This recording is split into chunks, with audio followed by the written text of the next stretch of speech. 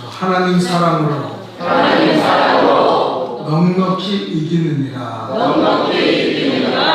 아멘.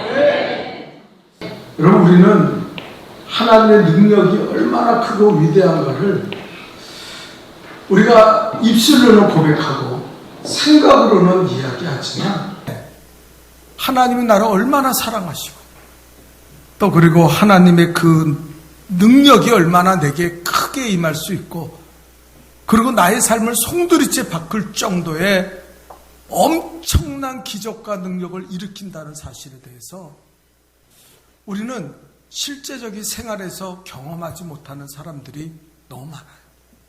교회는 다닙니다. 오늘도 여러분 예배 시간에 나왔어요. 여러분, 이 자리에 하나님이 우리와 함께 계시고 우리 예배를 받으시는 줄 믿습니다. 그 하나님을 만나야 돼요. 그 하나님을 꼭 만나야 돼요. 그냥 와서 몸만 와서 그냥 그런가 보다 하고 예배 드리고 가는 그런 인생을 살아서는 안 돼요. 오늘 성경에 보면 엄청난 이야기들이 있습니다. 우리가 설교 제목이 하나님의 사랑으로 넉넉히 이기느니라 했어요. 여러분, 31절에 보면 이렇게 말합니다. 우리 한번 읽어볼까요? 시작. 만일 하나님이 우리를 위하시면 누가 우리를 대적하냐. 오늘 성경은 말하고 있습니다. 하나님이 나를 위하신다면 나를 대적할 사람이 어디 있냐. 이 이야기는요, 그냥 내 주변에 있는 하찮은 사람들과의 이야기가 아니에요. 엄청난 악의 세력, 엄청난 사단의 권세도 우리는 다 이길 수 있다는 거예요. 여러분, 우리는 근데 이걸 체험하지 못하고 살아가요. 오늘 또 성경 37절에는 뭐라 그럽니까? 한번 읽어볼까요? 시작. 그러나 이 모든 일을 우리가 사랑하시는 이로 말미암아 우리가 그냥 이기는 게 아니에요. 뭐라 했어요? 넉넉히 이기느니라. 여러분이 이기고 있습니까? 죄의 권세를 이기고 세상의 권세를 이기고 여러분이 나가서 세상의 악한 마귀의 권세를 깨트리고 그러고 승리하고 있습니까? 우리는 능히 그럴 수 있다고 오늘 성경은 우리에게 말하고 있는 거예요. 근데 그때가 언제입니까? 주님이 나와 함께 하실 때, 주님이 내 편이 되어 주실 때, 그때 역사가 일어난다는 거예요. 그래서 시편 118편 6절에 뭐라 그럽니까? 우리 또 읽어봅시다. 시작. 여호와는 내 편이시라. 내게 두려움이 없나니 사람이 내게 어찌할꼬. 여호와가 내 편이 되시면 두려움이 없다는 거예요. 평안이 넘치는 거예요. 어느 사람도 나를 해치지 못한다는 거예요. 그것이 오늘 성경이 말하는 하나님의 말씀이에요. 하나님의 약속이에요. 그런데 우리는 실생활의 삶 속에 과연 이것을 누리고 있는가 하는 것입니다. 여러분은 하나님이 여러분을 사랑한다는 걸 믿습니까? 네. 그저 고개 끄덕이는 정도의 믿음이 되어서는 안 돼. 정말 하나님이 나를 사랑하시는데 오늘 성경에 보니까 뭐라 했어요? 독생자를 주시기까지 나를 사랑하신다 그랬어요. 여러분, 말이 됩니까? 하나님이 나를 사랑해서 인간이 되어 이 땅에 오셔서 십자가의 물과 피를 다 흘려 죽으셨다는 거예요. 여러분이 그 사랑을 받은 사람이에요. 여러분, 말도 안 되는 사건이에요. 네? 나보다 엄청 훌륭한 사람이, 나보다 엄청 배운 사람이, 나보다 엄청 가진 사람이 나를 위해 죽었다 해도 놀라운 사건인데 오늘 성경문에 하나님이 나를 위해 죽었다는 거예요. 그런데도 우리는 그 사랑을 그냥 그런 거지 뭐 이렇게 헛되게 지나갈 때가 많다는 거예요. 하나님이 여러분을 위한다는 사실을 믿습니까?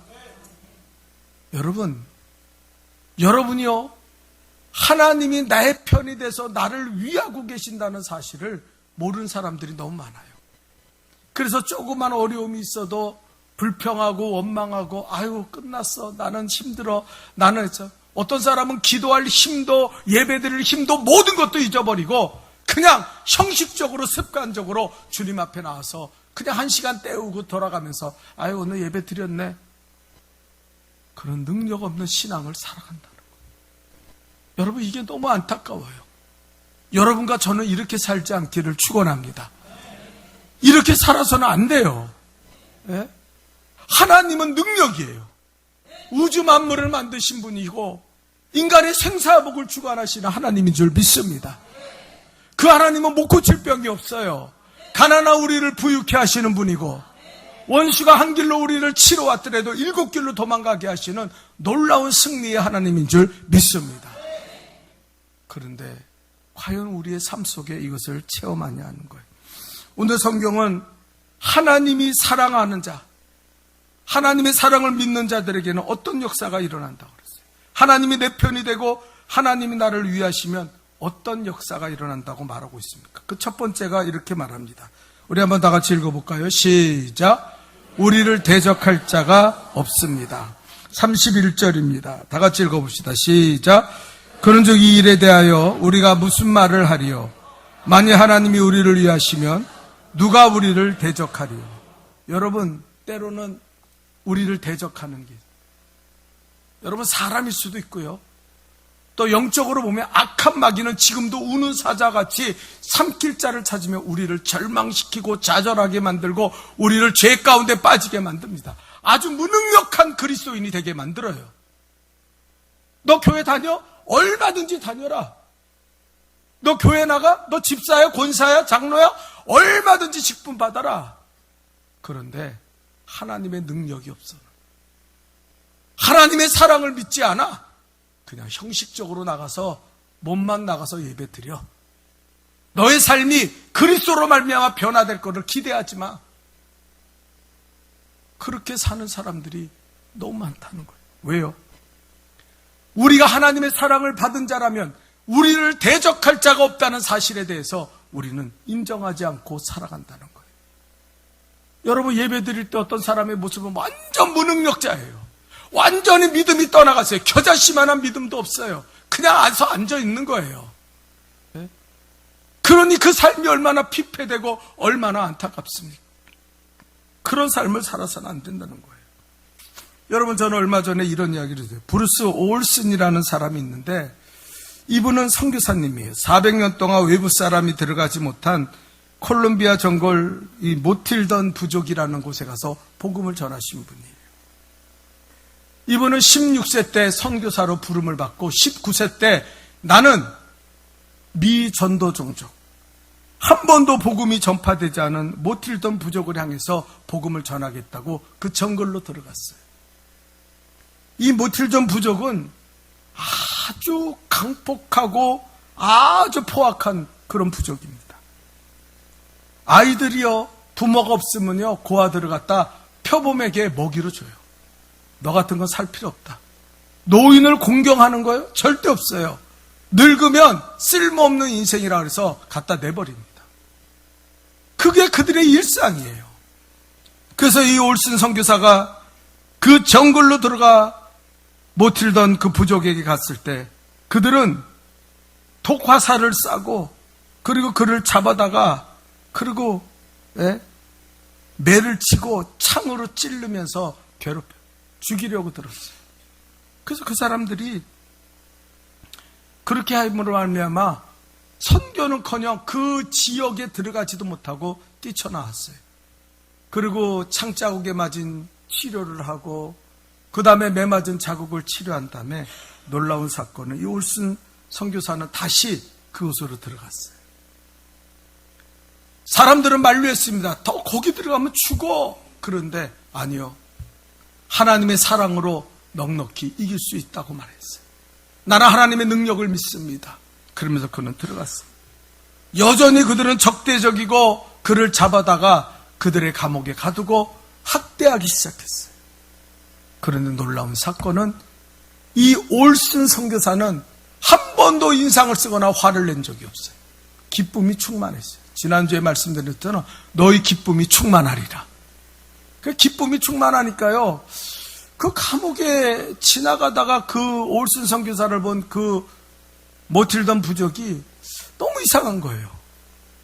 그래서 물어봤어요. 언어가 소통이 되면서 너는 왜 이렇게 기뻐하냐? 너 도대체 왜 그래? 너 미쳤어? 너 여기서 죽게 될 거야. 여기서 썩을 거야. 근데 너 왜 이러냐 그랬더니 그 올슨 선교사가 말해요. 나는 하나님의 사랑을 받은 자로 나는 죽어도 천국 간다. 너희들은 죽으면 어디로 가냐? 나는 너희가 너무 불쌍해서 이곳에 온 곳이다. 그러면서 하나님의 사랑을 전파한 거예요. 그래서 그 부족들이 왔다 갔다 하면서 이 올슨 선교사와 대화하고 그러면서 한 사람 한 사람 마음이 변화되기 시작하고 예수를 영접한 거예요. 그리고 드디어 그 몰틸던 부족의 사람들이 추장과 의논해가지고 우리도 예수를 믿자. 저 올슨 선교사처럼 기쁨으로 살아가고 천국을 바라보며 살아가자. 우리 죽으면 뼈 묻고 우리 살이 다 흙이 된다고 생각하지 않냐. 우리 그렇게 살지 말자. 합의를 보고 복음을 받아들였어요. 여러분, 어떤 일이 생겼습니까? 부족마을에 최초로 보건소와 학교가 세워졌습니다. 어린아이를 내다버리는 것이나 어린아이들을 보호하기 시작했어요. 노인들을 공경하기 시작했어요. 그리고 자기 부족만 아니라 이웃 부족들에게 그들은 의료를 행하고 그들을 도우며 함께하기를 원했습니다. 하루는 그 부족 마을에 반군들이 쳐들어와서 이 선교사를 붙잡아 갔어요. 역시 감옥에 가두고 때리고 고문하고 그러면서 너 뭐하는 놈인자. 근데 이 올슨 선교사는 날마다 찬송하고 날마다 하나님의 사랑을 이야기해요. 그러니까 그 감옥을 지키는 사람들이 너무 이상한 거예요. 너는 여기서 죽을 텐데 뭐가 그렇게 기뻐서 날마다 이렇게 웃고 있느냐. 그랬더니 올슨 선교사가 나는 하나님의 사랑을 믿는다. 하나님이 나를 여기 보내셨는데 하나님 나는 죽어도 천국 가지만 당신들은 예수 믿지 않고 죽으면 지옥에 떨어질 거 아니냐. 그래서 내가 온 것이야. 나는 죽어도 괜찮다. 그러면서 복음을 전했더니 여러분 놀라운 사건은 몇 달 후에 게릴라 120명이 전부 예수를 믿었던 거예요. 이게 거짓말 같은 사실인데 실제 있었던 일이에요. 그래서 이 게릴라 120명이 전부 예수를 믿고 올슨은 그 부족에서 40년 동안 모텔런 부족과 함께 그 정글에서 복음을 전하며 살았다는 거예요. 한 기자가 이 사실을 알고 가서 취재를 했습니다. 70이 넘은 노인이 된 올슨 선교사에게 이제 지치지 않았습니까? 이제는 은퇴할 때가 되지 않았습니까? 왜 아직도 여기 있습니까? 그렇게 얘기했을 때 저는 이 밀림으로 보내신 것도 하나님이시고 이 밀림에서 이 선교를 할 수 있도록 능력 주신 분도 하나님이시고 나는 넉넉히 이겼습니다. 나는 모틸던 부족들을 다 예수 믿게 만들었고 반군 게릴라들도 120명이나 예수 믿고 세례받게 만들었습니다. 그건 내가 한 것이 아닙니다. 하나님이 하신 거예요. 하나님은 이기게 하셨습니다. 나는 지금 젊습니다. 생명이 있는 한 나는 여기서 복음을 전하고 그리고 하나님의 부르심을 받을 때 나는 천국으로 갈 것입니다. 그렇게 인터뷰를 했다는 거예요. 여러분, 하나님은 이 사실이요. 그분이 최근까지도 살아서 그 콜롬비아의 그 정글에서 복음을 전했던 분입니다. 여러분, 우리는 살다 보면 자꾸 어려운 문제들을 만나죠. 시험에 들기도 하죠. 그러나 여러분, 하나님이 나를 사랑한다는 사실을 붙잡고 살면은요, 우리는 넉넉히 이깁니다. 어떤 사람은 신앙을 우습게 생각해요. 그까진 신앙, 돈 위해서 포기할 수 있어. 그까진 신앙, 세상의 쾌락 위해서 버릴 수 있어. 나는 얼마든지 교회 떠날 수 있어. 장담하지 마세요. 여러분, 하나님의 사랑을 믿어야 돼요. 모든 것을 이기게 하시는 것은 하나님밖에 없습니다. 여러분이 아무리 애를 쓰고 아무리 노력하고 아무리 가진 게 많고 배운 게 많다 해도 그거 갖고는 여러분은 인생을 승리하며 살아갈 수 없어요.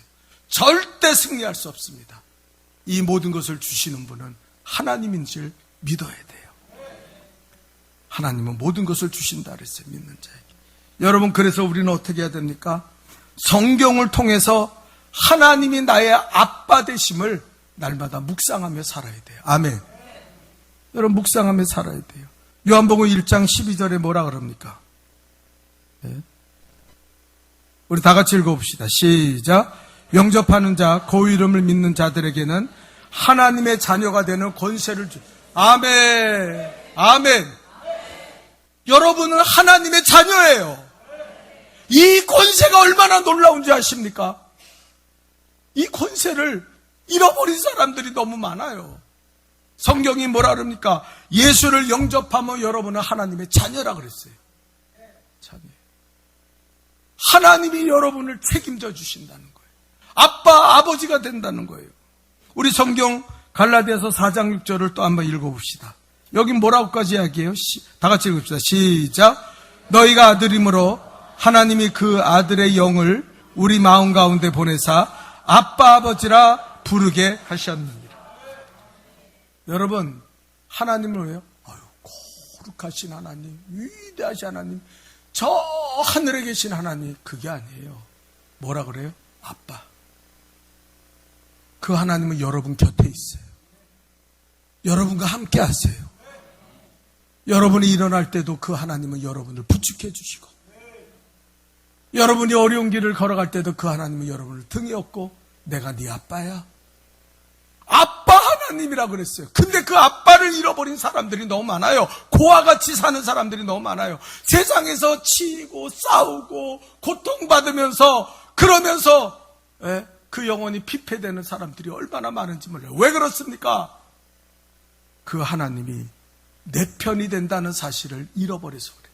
그래서 우리 잊지 말아야 돼요. 하나님 나의 아빠다. 따라합시다. 하나님은 나의 아빠다. 나한테 지금 아빠가 있죠?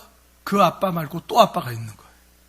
진짜 능력에, 권능에, 역사에 정말 우리가 상상할 수 없는 그 아빠가 우리에게 있는 거예요. 그 우리 어린아이 같이 의지해야 돼요. 하나님 바라보고. 성경하면서 하나님은 나의 아빠세요. 하나님은 나의 아빠세요. 내가 70이 먹고 80이 먹었어도 하나님은 나의 아빠예요. 하나님은 나를 도와주세요. 그리고 그 성경을 묵상해.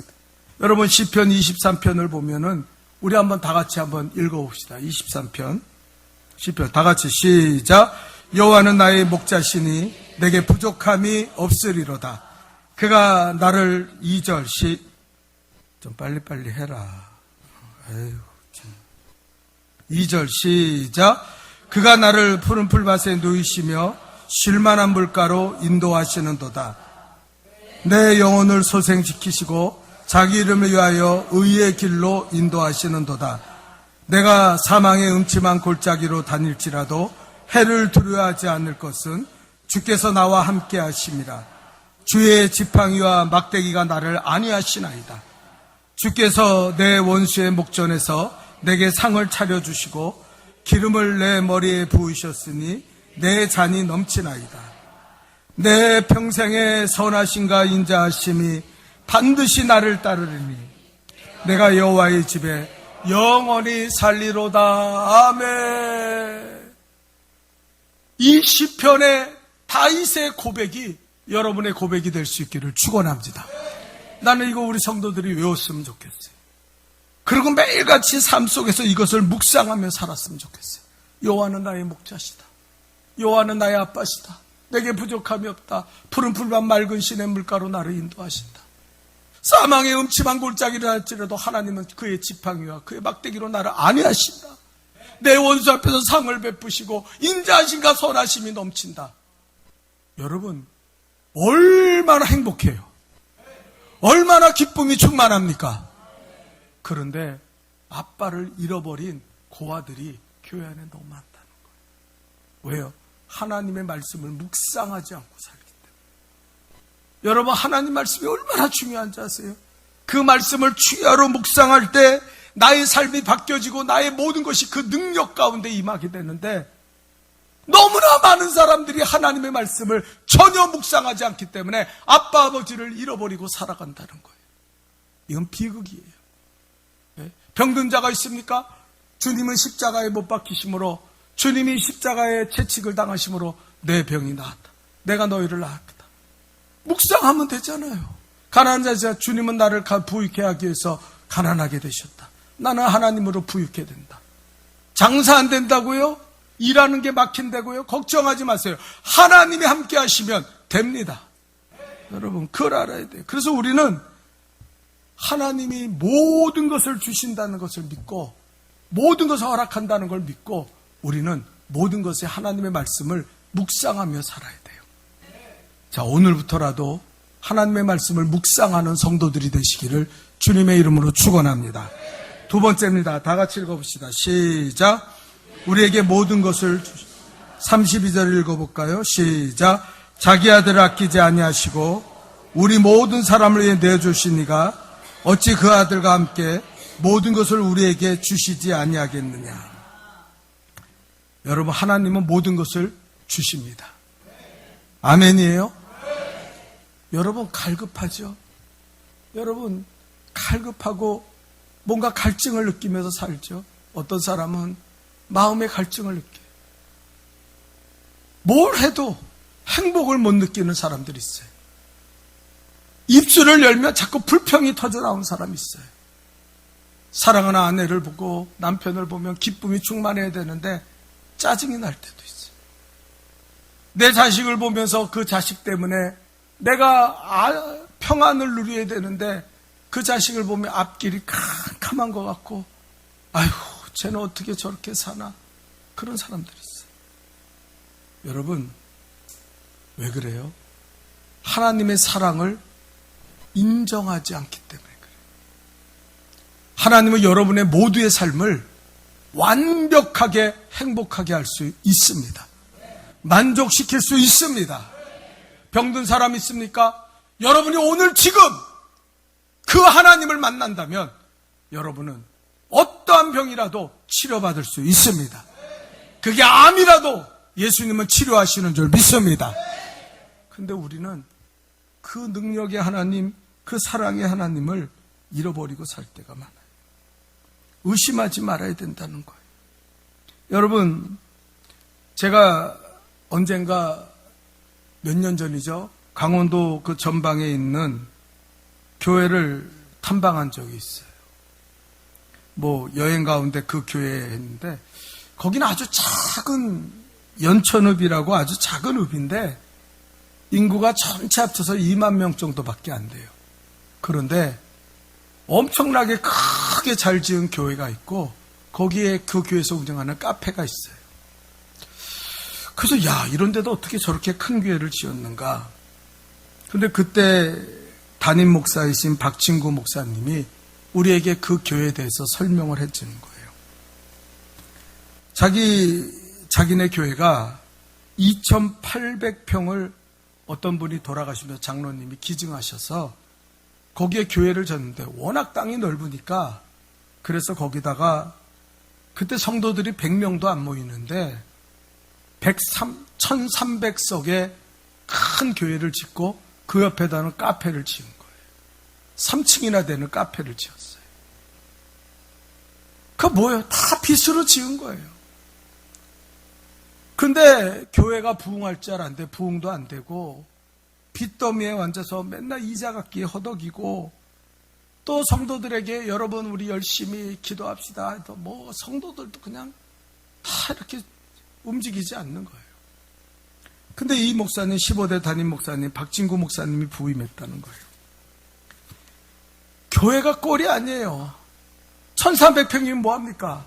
카페가 있으면 뭐예요? 빚더미에 매번 빚을 짓는 거예요. 교인들은 저 움직이지도 않아요. 기도하지도 않아요. 모이지도 않아요. 희망이 보이질 않는 거예요. 아무리 외쳐도 들은 척도 안 하는 거예요. 그때 이 박진구 목사님이 한 게 10시부터 밤 10시부터 새벽 기도할 때까지 새벽 4시까지 하나님 앞에 부르짖고 기도한 거예요. 매일. 그러면서 하나님 앞에 자기가 기도했대요. 하나님, 나는 못합니다. 이 빚을 어떻게 감당합니까? 이제 교회에 다 넘어가게 되고 이제 뭐 성도들은 전혀 움직이지도 않아요. 하나님 어떻게 하면 좋아요? 그러면서 기도하는데 그 새벽 기도에 한 10명 정도 모였다는 거예요. 그 1,300평 교회에 새벽에 10명 정도 모이니까 얼마나 팽량합니까? 그래서 그래도 인내하면서 하나님은 넉넉하게 이기게 하실 거야. 하나님은 넉넉하게 이기게 하실 거야. 그러면서 온전히 기도했다는 거예요. 그런데 딱 6개월을 그렇게 기도하고 나니까 사람들이 눈에 띄게 모이기 시작하는 거예요. 놀라운 일이 생기는 거예요. 제일 먼저 그 교회 장로들이 변화되었대요. 울면서 하나님 앞에 와서 그 목사님 앞에 와서 목사님 내가 죽일 놈입니다. 내가 잘못했습니다. 내가 게을렀습니다. 그러면서 장로님들이 회개하고 돌아온다. 그때부터 교회가 부흥하기 시작하는데 새벽 기도에 사람들이 몰려들기 시작하고 그래서 자기네 그 2019년도에 새벽 기도 사순절 특별 새벽 기도를 했는데 그 11명, 10명 모이던 그 새벽 기도에 200명이 모였다는 거예요. 그 목사님이 얘기한 거예요. 그리고 교회 학교가 딱 3명이었대요. 그런데 지금은 교회 학교가 청년 합쳐서 250명이 모인다는 거예요. 놀라운 기적이래요. 그러면서 이 박진구 목사님이 하나님은요 반드시 모든 것을 주십니다. 때가 되면 하나님은 모든 것을 이루어 주십니다. 문제는 내가 준비되어 있냐는 것.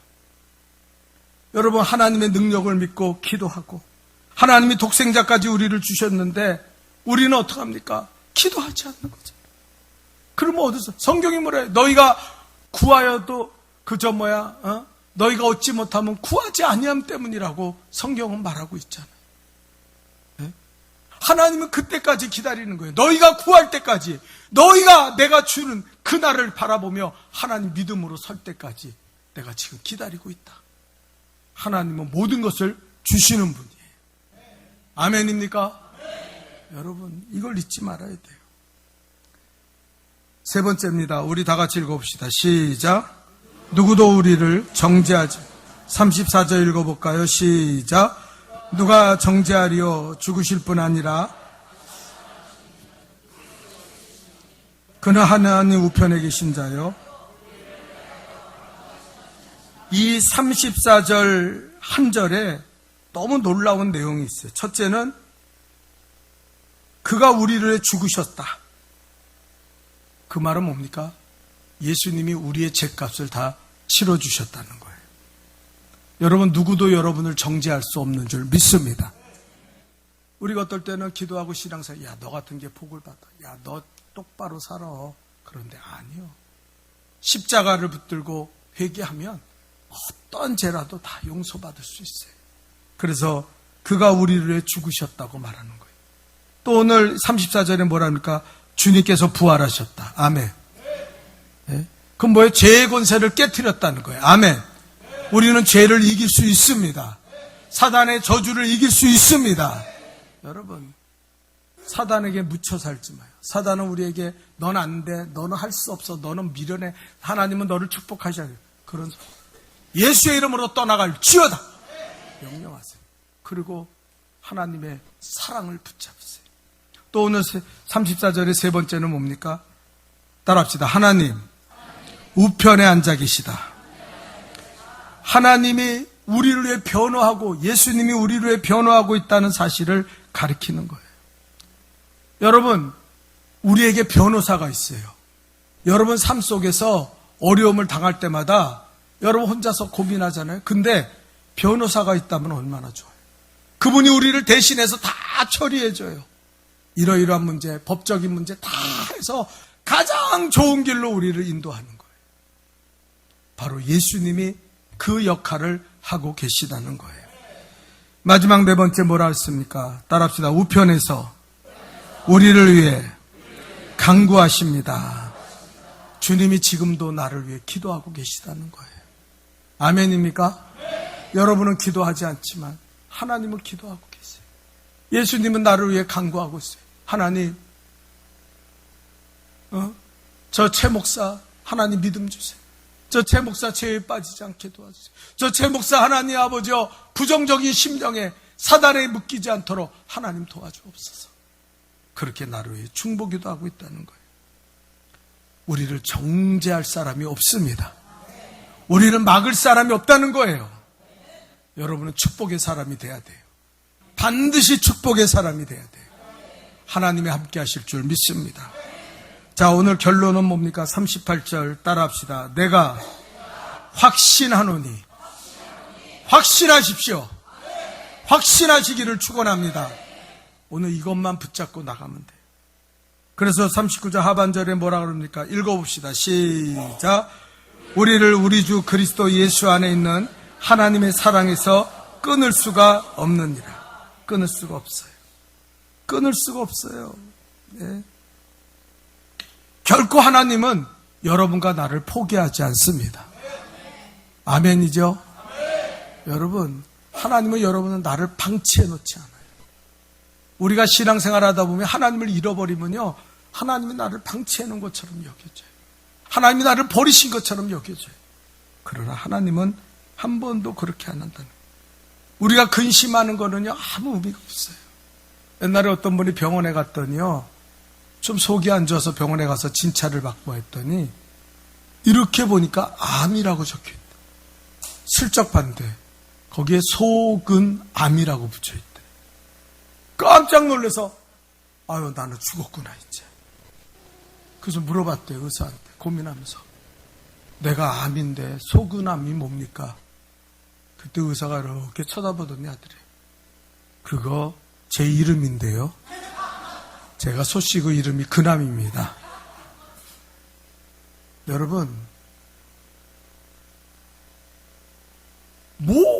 아무것도 아닌 문제 갖고 고민하고 걱정하고 근심하는 사람들이 얼마나 많은지 몰라요. 여러분의 함께 하시는, 여러분을 주관하시고 여러분을 사랑하시는 분이 누굽니까? 온 천지 만물을 지으신 하나님 아버지예요. 제발 고아처럼 살지 맙시다. 제발 실패한 자처럼 살지 맙시다. 뭘 분노하고 뭘 싸우고 뭐 그러고 삽니까? 네? 제가 아까도 기도할 때 그랬어요. 저 사무실에서 하나님 사랑하고 이웃을 사랑하고 정말 행복하고 기쁘게 살 수 있도록 나를 붙잡아 주옵소서. 하나님이 나의 아빠 아니십니까? 하나님이 나의 아빠인데 내가 왜 근심하며 살아갑니까? 여러분, 이 사랑을 잊지 말아야 돼요. 한 가지만 더 얘기한다면, 어떤 교수님의 책에 보니까 그 교수님의 이름이 스탠퍼드 대학교의 교목인 더이스 교수님이신데, 이분의 책에 이런 글이 나와요. 비행기를 타고 가는데 폴란드 여자가 앞에 앉았는데, 할머니가 앉았는데 대화를 하다가 그분이 이런 얘기를 하더래요. 자기가 나치 시대에 폴란드에 있을 때 일인데, 그 나치가 유태인 되는 엄마를 잡아가는 거예요. 근데 그 뒤에는 딸이 있어요. 그 딸이 엄마를 보고 손을 흔들며 다가오는데 엄마는 나치한테 잡혀서 이제 수용소로 끌려가서 죽게 됐어요. 그러니까 나치군이 물어보는, 저 아이는 네 딸이냐? 그랬더니 이 엄마가요, 아니요, 나는 쟤를 모릅니다. 나는 상관없어요. 쟤는 전혀 모르는 애예요. 그러면서 줬더래요. 그 딸이요, 거기서 충격을 받았어요. 자기 엄마가 자기를 모른대. 쟤랑은 일면식도 없는 그 딸이라고 그렇게 얘기하고 뒤에 자기가 걸어가고 있는데 그러더래요. 저 폴란드 여자의 딸이 아닌가요? 그랬더니 이분이 그걸 알아듣고 그 딸을 꼭 껴안으면서, 야, 집에 가자. 그랬더니 나치가, 이거 네 딸 맞냐? 그랬더니, 예, 제 딸이에요. 그래가지고 데려왔다는 거예요. 그리고 엄마를 잃어버리고 엄마가 자기를 버렸다고 생각하고 그 폴란드 가정에서 지내게 되었어요. 그리고 그 딸이 자라나서 이제 결혼을 해가지고 또 딸을 낳았어요. 그때 폴란드 엄마가 이야기해 줍니다. 너희 엄마는 너 딸을 버린 적이 없다. 너를 버린 적이 없다. 그때 나치가 그 엄마를 끌고 갈 때 너까지 끌려갔으면 너도 수용소에서 죽게 됐을 거야. 그래서 너를 너무 사랑하기 때문에 너를 모른다고 손을 잡고 너를 냉정하게 끊어버린 거야. 너는 엄마를 원망해서는 안 된다. 엄마는 너를 살리기 위해서 그런 일을 행한 거야. 그리고 그 이야기를 해주셨다는 거예요. 그런 일이 자기에게 있었다고. 여러분, 하나님은요, 때로는 우리가 고난을 당하는데도 가만히 계셔요. 때로는 우리가 힘든 일을 당해도 가만히 있어요. 왜 그렇습니까? 우리를 미워서요? 우리를 모른다고 싫어서 버리는 겁니까? 아니에요. 우리를 너무나 사랑하기 때문에, 그 고난이 내게 유익이 된다는 걸 주님은 아시기 때문에 그래서 참아내시는 거예요. 그래서 우리는 확신하며 살아야 돼요. 내게 주어진 모든 것들이 하나님의 은혜고 사랑이다. 이 확신에, 이 사랑에서 나를 끊을 자는 하나도 없다. 여러분, 아무리 절망적인 일이 오고 아무리 힘든 일이 오고 아무리 고통스러운 일이라도 우리는 믿어야 돼요. 하나님은 나를 사랑하신다. 여러분, 이 믿음을 가지십시오. 이 말씀을 묵상하십시오. 그래서 여러분, 승리자가 되십시오. 우리를 환난도 공고도 핍박도 기근도 적신도 위험도 칼도 다 우리를 그리스도의 사랑에서 끊을 수 없다는 거예요. 여러분과 나는 사랑받는 존재입니다. 그 사랑을 믿고 날마다 승리할 수 있기를 주님의 이름으로 축원합니다. 거룩하신 하나님, 주님이 나를 사랑하셔서 그 높은 보좌를 버리고 이 땅에 오셔서 십자가의 물과 피를 다 흘리며 고난당하시고 우리를 높은 자까지 주신 하나님께서 무엇을 아끼고 우리에게 주시지 않겠나이까. 우리가 하나님의 사랑을 붙잡고 하나님을 믿는 믿음으로 살아가게 도와주옵소서. 하나님 아버지, 주님이 나를 사랑한다면, 주님이 내 편이라면 두려울 것이 없습니다. 우리에게 이 모든 것을 주시고 정죄를 받지 않도록 우리를 인도하시며, 하나님 아버지, 이 사랑에서 우리를 끊을 수 없도록 우리를 도우시고 역사하시는 하나님인 줄 믿사옵니다. 날마다 그 사랑으로 승리하는 우리 복된 성도들이 되게 도와주옵소서. 예수님의 이름으로 기도하옵나이다.